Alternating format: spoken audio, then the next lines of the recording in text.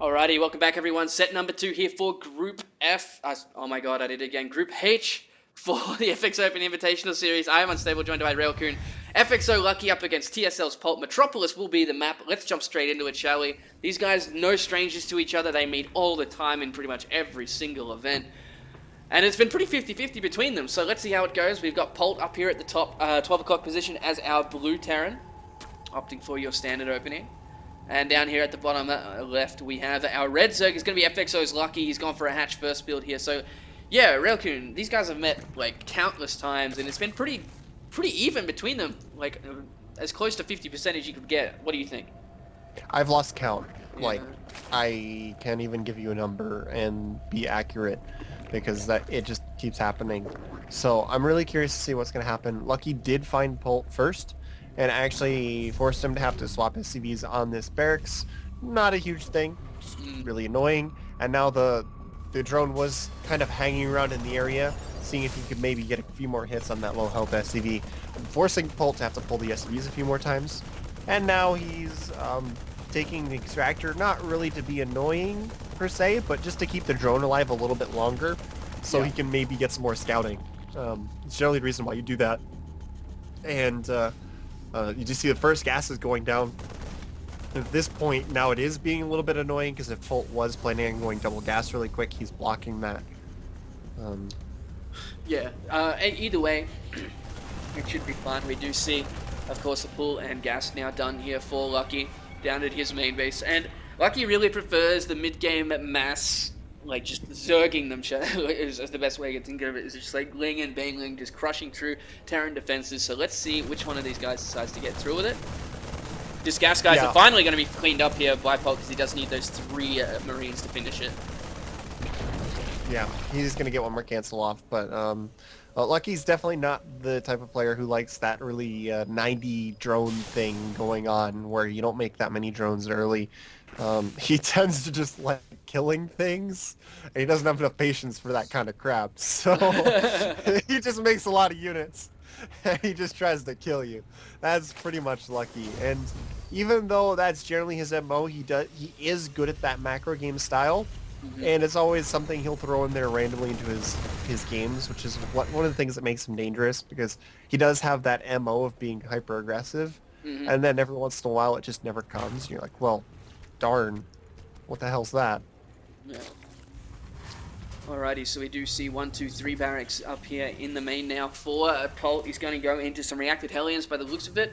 Linkspeed's just now finishing up for Lucky. He's starting to drone quite a bit now. He is up in the work account barely.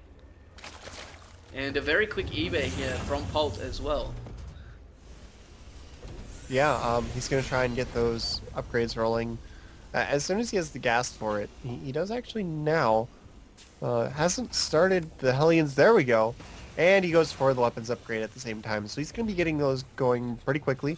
Now working on the add-ons for these 3 barracks. So he's got some good infrastructure going, and Lucky has a quick third hatchery. The quick third hatchery isn't really too much of a tell at this point, because Lucky could just wind up using that for extra larva if he does decide to get aggressive.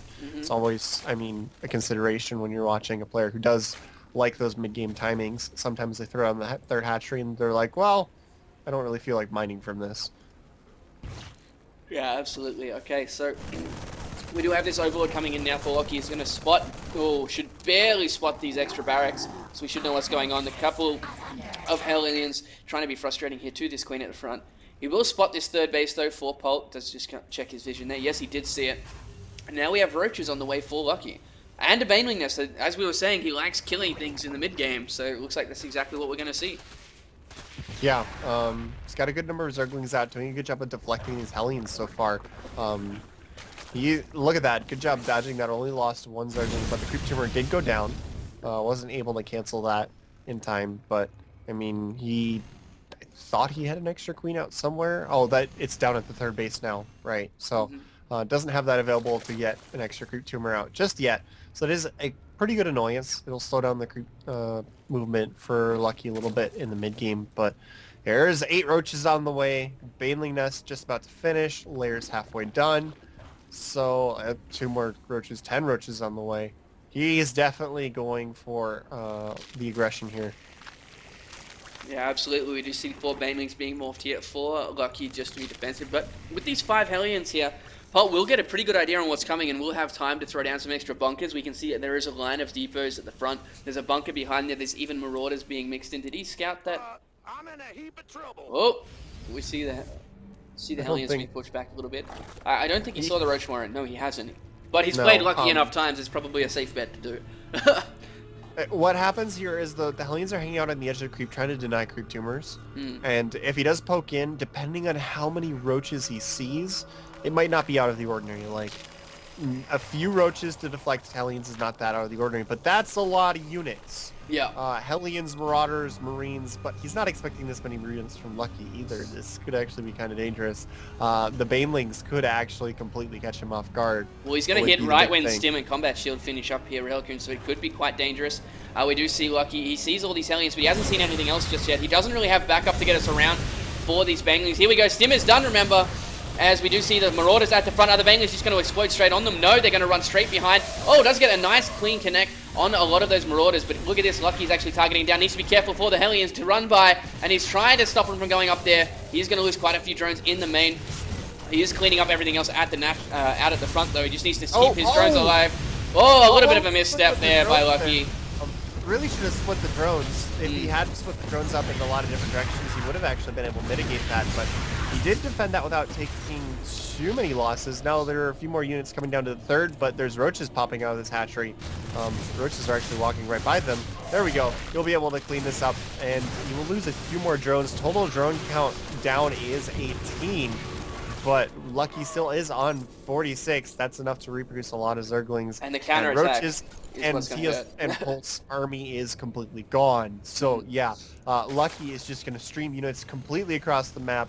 He's smelling blood in the water right now, basically, and I'm not sure what Polt can do to stop this. No, he's got Marauders behind here. He does have Stim, so if he can possibly get a few more Marauders out, he might be okay, but he needs to be careful of this wall off here. We've got a lot of Banelings being morphed in. As we were saying, that push was just completely shut down by Lucky, and I think he's going to take game number 2 because of it. Looking here. He's going to get some Marauders on the high ground, which is what he needs. He's going to stop Polt from getting a third base anytime soon. But there's just so many Banelings. I don't think it's going to matter here, Railcoon. This is going to walk straight up into the main. There we go. 3 of those down. There's only 1 Marine in that bunker, and I think he's realized that. And here he goes, coming up to the front. He's going to take down quite a few of these Marauders. And notice how he's not exploding them unless they're killed, which is really good. Yeah. But yeah, there's way too much stuff here now. For Lucky. The amount of barracks just can't produce. The tank comes out. It does not have siege mode, but it's going to be targeted down instantly anyway. And it looks like Lucky will take game 1 here in set number 2 for the final group of today. Yeah, good opening for Lucky. It's kind of following his MO, but you know, he did a good job controlling that. Yeah, he lost some drones, but his army stayed alive, and that's the important part of those situations if your opponent's going to commit to a huge attack like that. Yeah. His counterattack works out. There's the GG. Oh, And no. It's not Symbol who won that game. I must have misclicked the intro, but that's okay. We'll fix that. Lucky takes game number 1. We'll be right back with our next game in a second.